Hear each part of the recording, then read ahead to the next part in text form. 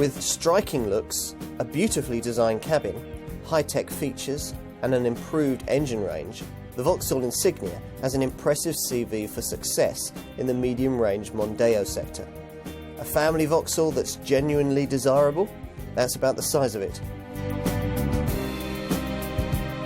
Though the medium-range Mondeo market that Vauxhall's Insignia competes in has halved in size in recent years, at 10% of total market in size, that's around 200,000 annual UK sales, it's still a pretty big one. Important then that this car is seen as more than just the second best choice that its Vectra predecessor was. Whenever I drive a modern medium-range car these days, a Ford Mondeo, a Mazda 6, a Citroën C5 or Renault Laguna and so on, I really wonder whether, badge snobbery aside, there's really any reason to buy an executive class model. So high has the standard been set, and this Insignia is no different. It also helps that it has a classy style all of its own, vital if Vauxhall is to snag private buyers as well as the fleet ones that almost completely sustained its predecessor. Remove the badges and, without familiarity with the product, I'd challenge anyone to guess it was a Vauxhall. Motoring journalists will tell you that this car doesn't handle quite as sharply as Ford's Mondeo, but most actual owners probably won't notice a difference, which is pretty small anyway and centres mainly on a slightly vague steering response. Now, the Insignia actually holds an advantage when it comes to the more important issue of ride comfort and counters Ford's justified hold on budding Lewis Hamiltons with all kinds of high-tech handling solutions. The rather unique option in this class of four-wheel drive on pricier models is one example.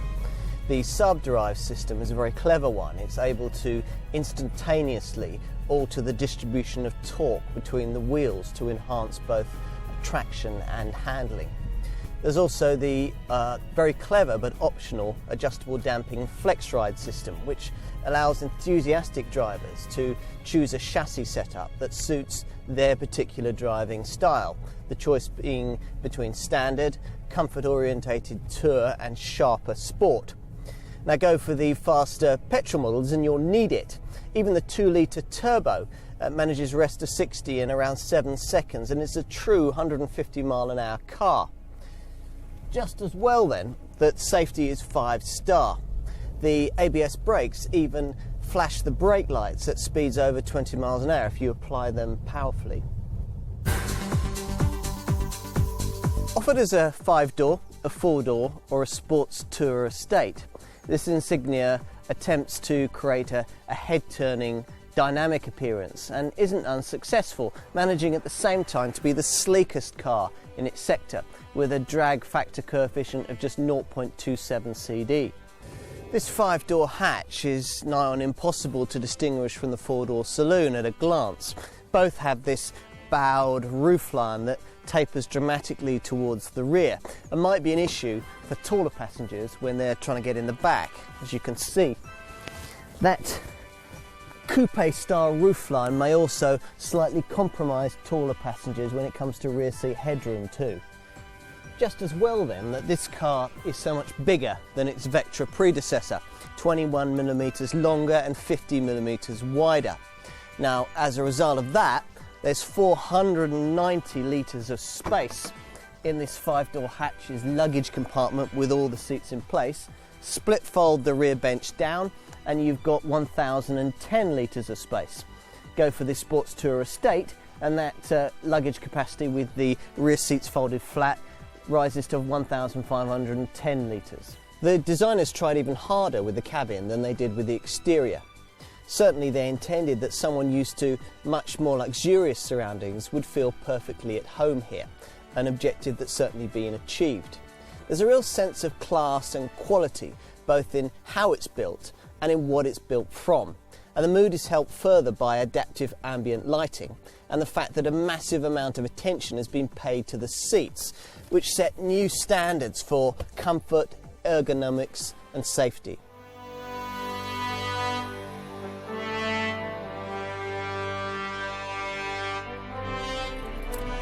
Now, such was the quality step forward offered by this car that Vauxhall was tempted to up its prices to match the more expensive models in this sector, cars like, say, Volkswagen's Passat or Honda's Accord.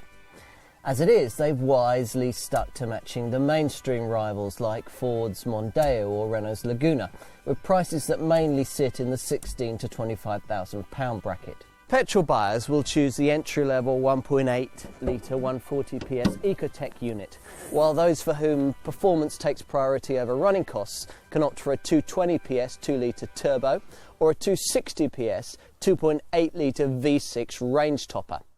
For the majority who want a CDTI diesel, there are a couple of fresh 2 litre ones developing either 130 PS, as in the variant I've got here, or 160 PS. Running costs are a major concern in the Insignia's market sector, and the diesel models in particular should deliver the goods. A 70 litre tank means that both CDTI models should deliver a operating range of around 750 miles. That's based on a combined fuel consumption figure for both of around 50 miles to the gallon. You can improve on that further by opting for the EcoFlex version of the 160 PS diesel, which offers even better fuel economy and even lower emissions. You get a diesel particulate filter maintenance free with all the CDTI models, and of course all Insignias meet Euro 5 emissions regulations, as you would expect. Go for a petrol model and you can expect an OK 36.2 from the 1.8 litre Ecotec, but a very average returns of 31.7 miles to the gallon or 29.4 miles to the gallon on the combined cycle if you go for either the 2 litre petrol turbo or the 2.8 litre V6. If you opt for four-wheel drive on one of the pricier models, expect it to have a small adverse effect on performance and economy, but it's really nothing to worry about. So the 2009 European Car of the Year winning Vauxhall Insignia marks the start of a new era for the brand, and there are plenty of reasons for optimism. Efforts to inject an extra dose of visual style and flair into the look of the car mean that it will have plenty of appeal for private buyers who don't either regularly carry 6-foot rear passengers or set out to hurl this family 5-door around the nearest back road. The high-tech features are slick, the four-wheel drive is a useful option, and the cabin feels genuinely luxurious. You'd certainly have to be a craven badge snob to prefer the depression of an stripped-out entry-level BMW 3 Series or Audi A4 over one of these, which is why the Insignia looks a desirable, cleverly designed package that will certainly give rivals something to think about.